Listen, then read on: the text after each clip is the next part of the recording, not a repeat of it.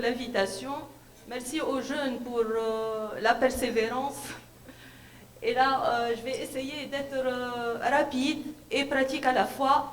Et pour vous dire ce qu'il faut retenir à votre stade concernant la prise en charge de la PID associée à la sclérodermie systémique. Quoi de neuf?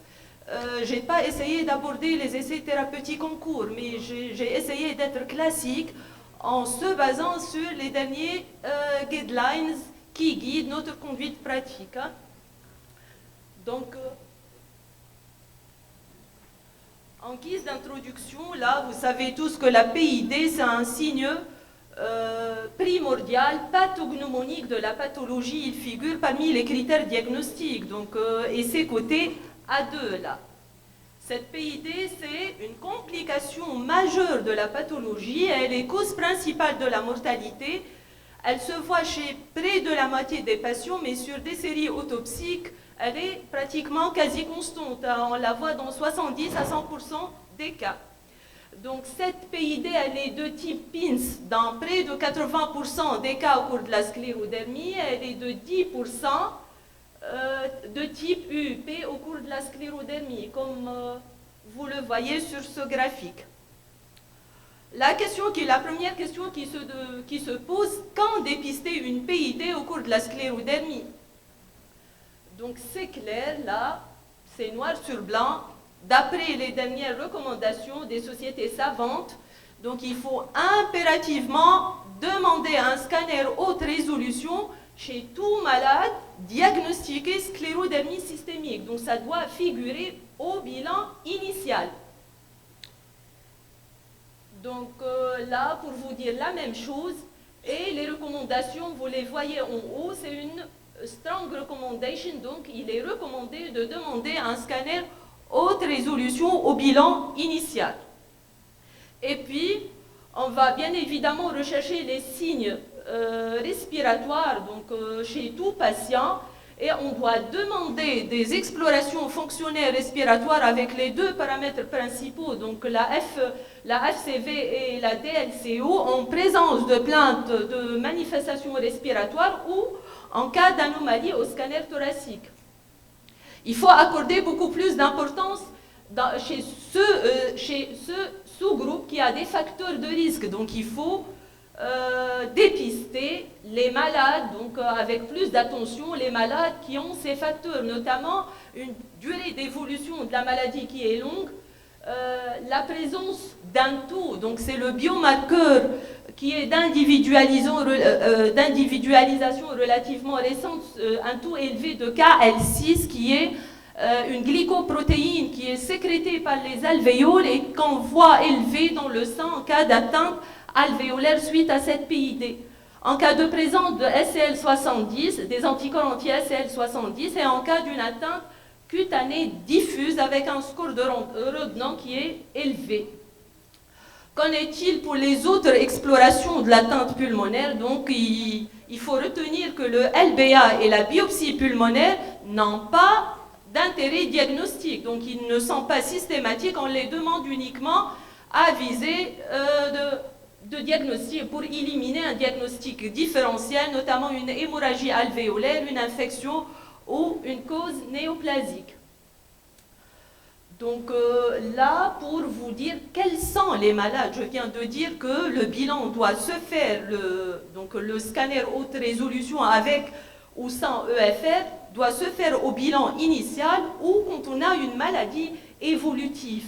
Et les critères de progression au cours de la sclérodermie, vous les avez retenus à force de les voir, j'imagine, donc ils sont d'ordre démographique, un âge avancé, le sexe masculin, l'ethnie afro-américaine, un taux élevé de VS, de CRP, la présence des anticorps anti-ACL70 et donc une DLC ou une FCV qui est basse, une maladie étendue au scanner et une maladie qui est étendue sur le plan cutané. Quels sont les traitements de cette PID? Il faut savoir que ce traitement qu'on va prescrire a des objectifs à court terme, à moyen et à long terme. Donc on va essayer de réduire l'inflammation dans les médias et puis on doit limiter la fibrose pour arriver à la langue à préserver la fonction pulmonaire. Ce traitement doit tenir compte de plusieurs facteurs qui sont, il y a des facteurs propres aux malades, donc l'âge compte, les comorbidités, les manifestations extra-respiratoires de cette sclérodermie, également notamment l'atteinte cutanée, et puis les particularités de l'atteinte respiratoire, notamment l'étendue au scanner, les anomalies à l'EFR. Donc là, c'est clair, le traitement de la PID au cours de sclérodermie, c'est un traitement personnalisé, étant donné qu'il y a plusieurs facteurs qui comptent. Et on a besoin d'une concertation pluridisciplinaire pour pouvoir faire correctement ce choix thérapeutique. Là, cette figure résume tout. Ce qu'il faut retenir, donc s'il n'y a pas d'indication de traitement, c'est clair. Si on est face à une pneumopathie interstitielle diffuse, plus ou moins des manifestations extrapulmonaires, là, c'est la place de l'MMF ou au mieux de tocilizumab. Donc, mais ce tocilizumab a plus prouvé son efficacité dans un sous-groupe bien défini de sclérodermie quand on a des signes inflammatoires, quand on a une atteinte cutanée précoce étendue.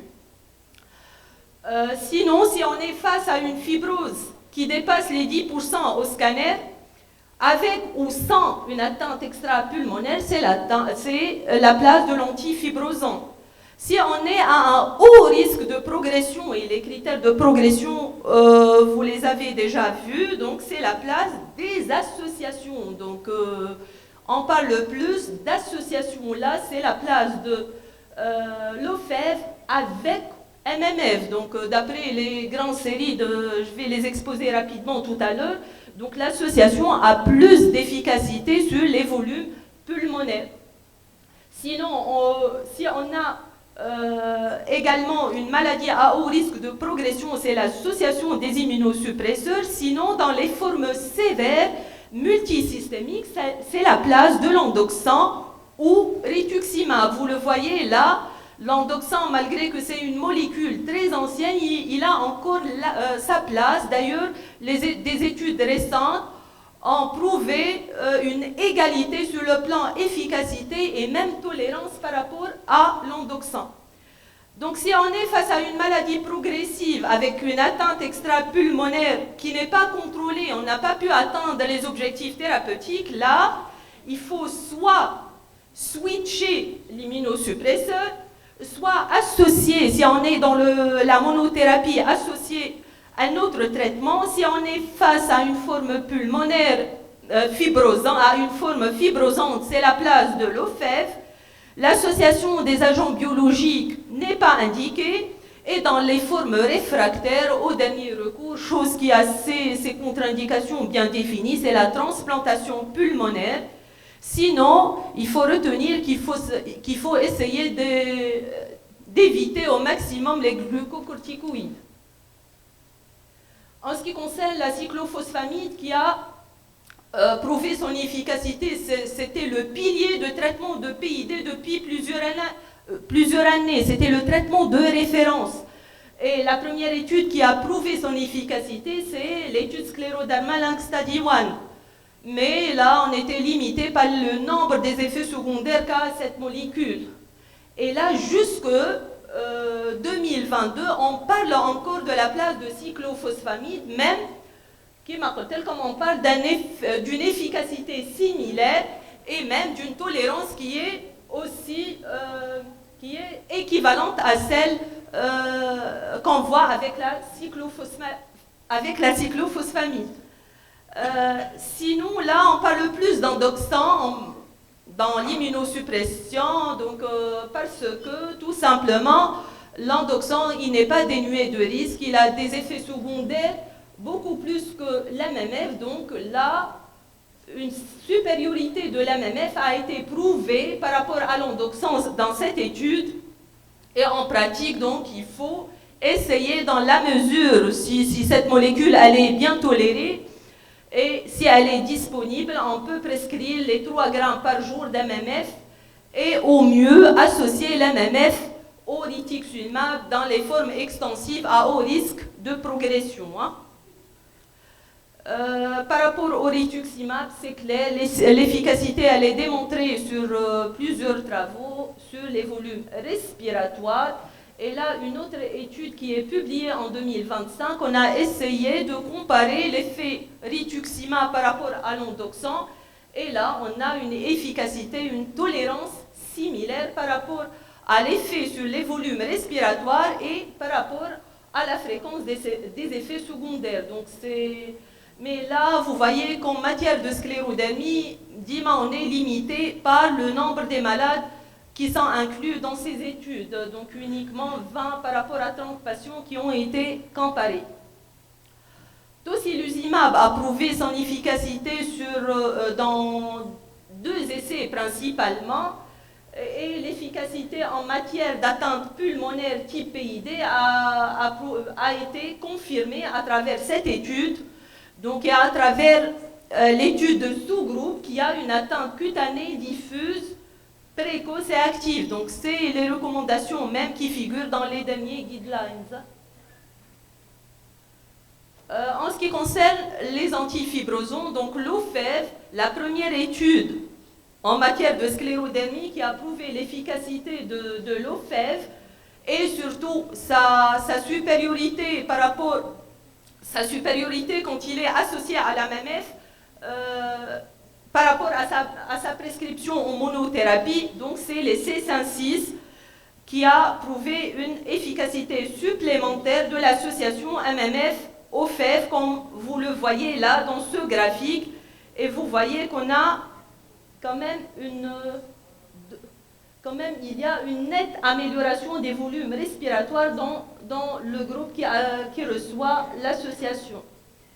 En matière d'effets secondaires, là, les effets secondaires dans le groupe nintedanib, donc c'est des effets mineurs, et on n'a pas vraiment d'effets secondaires qui limitent sans prescription. Les mesures associées aux moyens thérapeutiques, vous les connaissez tous. Donc il y a les traitements symptomatiques, la physiothérapie, donc ça c'est pas nouveau. Il faut traiter un reflux, il faut actualiser la vaccination, etc. Donc chose qu'il faudra également retenir, ce sont les modalités de surveillance de la PID au cours de la sclérodermie. Donc c'est un schéma qui résume mieux les modalités de surveillance. Si on est dans le groupe à haut risque, avec une maladie qui date de 3 à 5 ans, donc les explorations fonctionnelles respiratoires sont indiquées tous les 3 à 6 mois, tandis que le scanner doit se faire tous les ans. Le test de marche également, à 6 minutes également doit se faire dans les 6 à 1 année. Sinon, là, en dernier... Dans la ligne en bas, c'est les échelles rapportées par les patients, chose qu'on n'est pas sincèrement en train de faire en pratique. Si la maladie date de plus que 3 ans, c'est la même modalité qu'on va suivre, donc mais plutôt ça change un peu par rapport aux explorations fonctionnelles respiratoires qui doivent être contrôlées tous les 6 à 12 mois. Si on est dans le groupe à faible risque de progression, avec une maladie qui date de 3 à 5 ans, il faut pratiquer ces EFR tous les 6 à 12 mois et le scanner doit se faire après 2 ans de stabilisation, car les études ont prouvé si on dépasse les 5 ans, le risque de développer une PID devient beaucoup plus faible qu'une maladie récente. Le test de marche également doit se faire tous les ans. Et si la maladie dépasse les 5 ans, donc c'est la clinique qui prime. L'indication de scanner dépend de la clinique, mais les EFR doivent être contrôlés tous les ans, ainsi que le test de marche à 6 minutes. Donc ce graphique pour redire les mêmes choses. En conclusion, il faut dépister la PID chez tout malade qui a une sclérodermie systémique. Au bilan initial, ça doit se faire. Donc le scanner, c'est la pierre angulaire de dépistage. Et puis la prise en charge doit tenir compte de plusieurs facteurs et elle va être personnalisée, elle doit être précoce et elle doit émailler d'une décision pluridisciplinaire. Au futur, on est plus vers l'association des traitements de 2, même de trithérapie.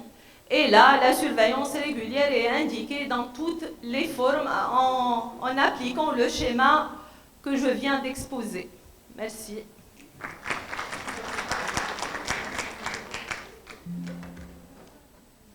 Des questions ?